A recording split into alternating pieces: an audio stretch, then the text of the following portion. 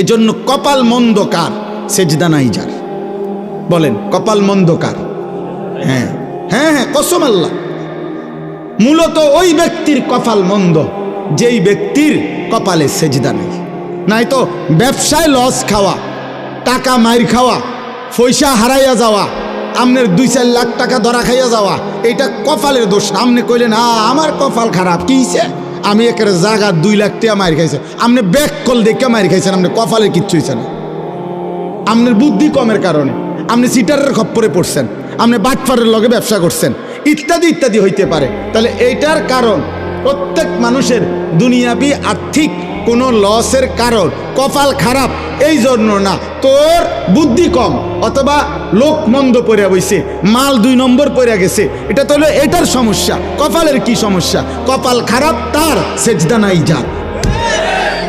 এজন্য সেজদাবিহীন যুবক, সেজদাবিহীন কিশোর, সেজদাবিহীন মুসলমান, সেজদাবিহীন নারী, তুমি মন্দ কপাল, দুর্ভাগা, বদনসিব, বদনসিব, বদনসিব, তোর কপাল নাই, তোর কোনো কপাল নাই। মূলত ভাতে খাও, তুমি পয়সাই কামাই করো, তুমি ঘুম যাইবা আর পেশাব করবা আর দুনিয়া ভোগ করবা। এতটুকু দুনিয়া জানোয়ারও ভোগ করে। কোন হুজুর তো দূরে থাক, কোনো বাটপারে বলছে কিনা আপনারে যে হে মুসলমানের বাচ্চা, শুধু শুক্রবারে 2 রাকাত নামাজ পড়লে চলে আর 1 সপ্তাহ নামাজ পড়তে হয় না? তা কোন সিটারে বলছে আপনারা? মুসলমানের উপরে জুমার নামাজ ফরজ না 5 ওয়াক্ত নামাজ ফরজ? তো জুমার নামাজ কি আলগা নামাজ? শুক্রবারে নামাজ 6 ওয়াক্ত। তো তাইলে শুক্রবারে নামাজ কয় ওয়াক্ত? তো শনিবারে কয় ওয়াক্ত? তো রবিবারে কয় ওয়াক্ত? তো তাহলে নামাজ কয় ওয়াক্ত ফরজ? তো আপনি এটা আলগা করলেন কেন? কোরআন শরীফের এটা মনে করেন আপনি এই পুরা কোরআন শরীফ থেকে আপনার বুঝে ধরছে না, এরকম 2টা আয়াত আপনি এনতে সরাইলাম, অনুমতি আছে? তো তার আপনি এটা কেমনে, আপনি এই ভাগ করলেন কেমনে যে বেকুব যারা হেরা পরে 5 ওয়াক্ত, আমি বুদ্ধিমান আমি পড়ি 1 ওয়াক্ত? বলেন আব্বা বলেন। ফজরের নামাজ কেন পড়বেন না? ফজরের নামাজের সময় মহান আল্লাহ তাআলা ভোরবেলা যে ঘুম থেকে জাগায়, সেটা কি আল্লাহ জাগায় না? রাত্রিবেলা ঘুম পাড়ায়, তো সেটা আল্লাহ ঘুম পাড়ায় না? বিষয়টা কি? এই জন্য ফজরের নামাজ যে পড়ে না তার উপরে রাত্রির ফেরেশতা লানত দেয়, ফজরের নামাজ যে পড়ে না তার উপরে দিনের ফেরেশতাও লানত দেয়। ফেরেশতা তাকে লানত দিতে দিতে যায়, তোর উপরে আল্লাহর লানত পড়ে। 5 ওয়াক্ত নামাজ পড়ে, বলেন ইনশাআল্লাহ, বলেন ইনশাআল্লাহ। খামখেয়ালি করেন না, খামখেয়ালি। হুজুরিজ্ঞা বালাই কইছে, উনি খারাপ কইছে, উনার ওয়াজে লোক হইছে, উনার ওয়াজে লোক হইছে না, উনার ওয়াজটা সাপসে বালা, উনার ওয়াজ সাপসে না বালাম, এত সাবাসাবি নেই, কন্যা কন্যা খেলা লাগছে না। এটা বিষয়টা কি নয়, লৌকিকতা না, প্রদর্শনী না, আখেরাত। আখেরাত যার কথায় পরিচিতি অপরিচিতি কোনো দরকার নাই, আপনার আখেরাত দরকার। আমাদের কি দরকার বলেন না? আখেরাত। পৃথিবী চিনলেও আখেরাতে হিসাব দিতে হবে, না চিনলেও আখেরাতে কি দিতে হবে? হিসাব দিতে হবে, হিসাব দিতে হবে। একটা একটা গুনাহ ছাড়েন, একটা একটা গুনাহ। এই বাবা একটা একটা গুনাহ ছাড়েন, আমিও আপনিও, আমিও আপনিও।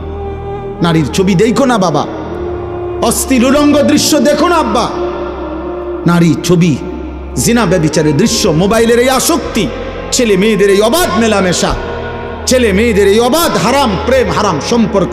আল্লাহর কসম, খোদার কসম বলছি, আল্লাহ কোরআনে বলছে নারী পুরুষ ছেলে মেয়ের বিবাহ বহির্ভূত হারাম সম্পর্ক যারা করবে, রবের ওয়াদা এটা, আল্লাহর ওয়াদা এটা, আমি তারে দুনিয়াতেও বেইজ্জতি করব, আমি তারে আখিরাতেও বেইজ্জতি করব। এটা আল্লাহর ওয়াদা, সূরা নূরের মধ্যে আছে। আল্লাহ বলছে আমি তোকে দুনিয়াতেও অপমান করব, আমি তোকে আখিরাতেও, তোর দুনিয়াও জাহান্নাম বানাই দেবো, তোর আখিরাতেও জাহান্নাম বানাই দেবো। নারী পুরুষের, ছেলে মেয়ের বিবাহ বহির্ভূত গুনার যত সম্পর্ক, এবার চোখে দেখেন, কানে শুনেন, হাতে ছুঁয়ে দেন, সঙ্গে থাকেন, কল্পনায় ভাবেন, কানে আলাপ করেন, হ্যাঁ, রাতের পর রাত জেগে কথা বলেন, উলঙ্গ ছবি দেখেন, নর্তকীর নাচ দেখেন, অথবা জিনা করেন, নিজের হাত লজ্জাস্থানে নাপাক ব্যবহার করেন কিংবা যাই করেন, শাহওয়াতের যা, এটা অস্থিরতা, এটা অসভ্যতা, এটা বেহায়াপনা। পৃথিবীর কোন সভ্য সমাজে, মানবতার কোন সমাজে অশ্লীলতাকে, অসভ্যতাকে, নারী পুরুষের অবাধ যৌনাচারকে পৃথিবীতে কখনোই কোথাও ভদ্রতা বলা হয় নাই। কোনো বেঈমানও বলে নাই, কোনো মুশরিকও বলে নাই, কোনো ইহুদির বাচ্চাও বলে নাই, কোনো খ্রিস্টানের বাচ্চাও বলে নাই। নগ্নতা নগ্নতাই, অসভ্যতা অসভ্যতাই। অতএব আজকের এই ছেলেমেয়েরা, বেপর্দা ছেলেমেয়েরা যত অত্যাধুনিক পোশাকে পড়ুক, যত অত্যাধুনিক ফ্যাশনই করুক, যত রঙে ঢঙ্গে নাচুক না, ওরা অসভ্য অসভ্য অসভ্যই থাকবে। এটা ভদ্রতার যত রঙই লাগান, তো এটা সবটা অসভ্যতার রঙই। দুর্গন্ধ, পায়খানা বাড়বেই, দুর্গন্ধ বাড়বেই। ডিজাইন বানায়েন না এটার মধ্যে, ডিজাইন করলে হবে না। হ্যাঁ হ্যাঁ, অতএব কোনোভাবেই এটা করা যাবে না। একটা যুবক ভাই, তোমার চরিত্র তোমার জীবনের মূল পুঁজি, তোমার আখলাক তোমার জীবনের মূল পুঁজি।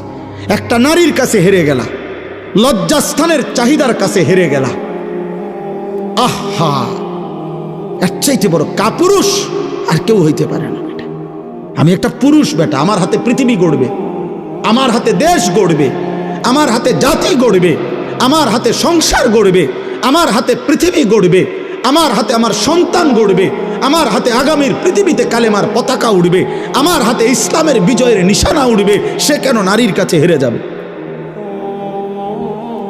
জীবন মানে শুধু ছবি, জীবন মানে শুধু একটা বেডি দেখা, উলঙ্গ দৃশ্য দেখা। বেটা অপদার্থ বেটা, আকামলা কোথাকার বেটা। জীবনের কোনো অর্থই তো জানো নাই বেটা, জীবনের কোনো উদ্দেশ্যই তো চেনো নাই। নারীর চাহিদা, নারীর প্রয়োজন, এ তো আল্লাহ তাআলার ওয়াদা। আল্লাহ বলছে, বান্দা আমি তোমার বৈধ চাহিদা পবিত্র বিবাহের মাধ্যমে আমি পূরণ করে দেব, এটা আমার ওয়াদা। ওয়াদা। এই পৃথিবীতে আমরা এই মানুষগুলো বিবাহের পবিত্র সম্পর্ক যদি না হতো, তো এই সম্পর্কের পবিত্রতার মাধ্যমেই আমরা আসছি না। কথা বলেন না কেন? আমি কোনো মা বাবার সন্তান না, তাহলে এক স্বামী স্ত্রীর পবিত্র ভালোবাসার সন্তান আমি। আপনি কোনো মা বাবার সন্তান না, তো আপনারা কোনো মা বাবার সন্তান না, তো তাহলে স্বামী স্ত্রী, নারী পুরুষের এই মেলামেশা, হালাল পবিত্র চাহিদা পূরণ, এর বরকতেই আল্লাহ তাআলা এই পৃথিবীতে মানব প্রজন্ম এই পর্যন্ত আনছেন। এভাবেই আগামী কিয়ামত পর্যন্ত চলবে। কোরআনে আল্লাহ বলছে, গান, বাদ্য, গায়িকা, গানের আসর, নৃত্যের আসর, বাদ্যযন্ত্রের আসর যারা জমায়, উলাইকা লাহুম আযাবুম মুহিন, আমি আল্লাহ তাদের জন্য অত্যন্ত লজ্জাজনক মর্মান্তিক আযাব আমি নির্ধারণ করেছি। এজন্য ধর্মের নামে, এজন্য ভক্তির নামে, মাজারের নামে, ব্যক্তির নামে, আউলিয়ার নামে, পীরের নামে, মুর্শিদের নামে, অধর্মের নামে, সিনেমার নামে, নাটকের নামে, নায়ক নায়িকার প্রেমের নামে, ভালোবাসার নামে, যেই কোনো নামেই বাদ্যযন্ত্র বাজাইলে, গান গাইলে, ভক্তিমূলক হোক আর অভক্তিমূলক, হারাম। এটা হারাম, এটা হারাম, এটা হারাম। যেখানে টুং টুং টুং টুং করে সেখানেই ইবলিস বাঁশি বাজায়। কোরআন শরীফ আছে, ওয়াস্তাফজিজ মান ইসতাতা'তা মিনহুম বিসাউতিক। বাদ্যযন্ত্র বাজলেই আল্লাহ বলছে এটা শয়তানের আওয়াজ, এটা শয়তানের আওয়াজ। আপনি এটা মারফতি কোন আর যেই ফতি কোন, আপনি কি করবেন আপনি বুঝেন। আমার কথা যদি বুঝে না ধরে, বলে না আরো হুজুরে তো কইছে, আপনি যেটা বুঝে ধরে আপনি এটা ধরে। আমারটা আমি বলছি, আমি জানি যে দূর, আমার ফুজি যে দূর, আমি বলছি এর এতে ভালোটা আপনি বলেন, কিন্তু আমারটা আমি বললাম। কোন মুসলমান, কোন ইমানদার খোদার কসম গান পছন্দ করতে পারে না। আল্লাহর নবী, ওই আমার আগে মাওলানা হুসাইন ভাই এটা বলতে চাইছেন, আল্লাহর নবী বলছে আমার উম্মত যখন শেষ জামানায় গানে আসক্ত হবে, গায়িকায় আসক্ত হবে, নৃত্যে আসক্ত হবে, বাদ্যযন্ত্র বেড়ে যাবে, হালাল পানির মতো মদ পান করতে থাকবে।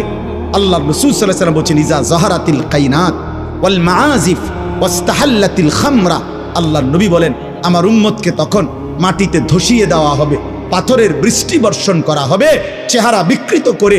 কোনো দিন রাত গভীরে এই নাফরমান এমন হতে পারে, আল্লাহ মাফ করে দেন, কোনো দিন রাত গভীরে শুইবার পরে ঘুম থেকে, গানের আসর থেকে, বাদ্যের আসরে, মদের আসরে, জুয়ার আসরে, প্রিয় ভাই আমার, আল্লাহর কসম, মোহাম্মদ আরবি 1450 বছরে মিথ্যা বলে নাই। এই পাপের শাস্তি হিসাবে নবী বলছে, চেহারা কোনোদিন অচিরেই শেষ জামানায় আমার উম্মতের চেহারা এই গান, বাদ্য, মদ, নেশা, জুয়ার আসক্ত ব্যক্তির চেহারা মানুষের সুরত বদলিয়ে পশু জানোয়ারের আকৃতি হয়ে যাবে। কোনো দিন হয়তো দেখবে সে, কোনো এক জেনারেশন হয়তো দেখবে বান্দর হয়ে গেছে, শুকর হয়ে গেছে। আল্লাহ মাফ করে দেন।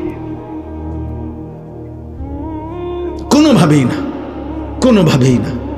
অতএব কোনোভাবেই আপনারা আপনাদের ছেলে মেয়েদেরকে, আপনাদের নিজেদেরকে, বয়স্ক মানুষ চা দোকানে বসা চা খাইতেন গেছেন, টেলিভিশন দেখেন কেন? চা না খাইবেন আপনি? নর্তকী দেখেন কেন? গায়িকার নাচ দেখেন কেন? 60 বছর বয়স এখনো লজ্জা হয় নাই? আপনি মরতেন না?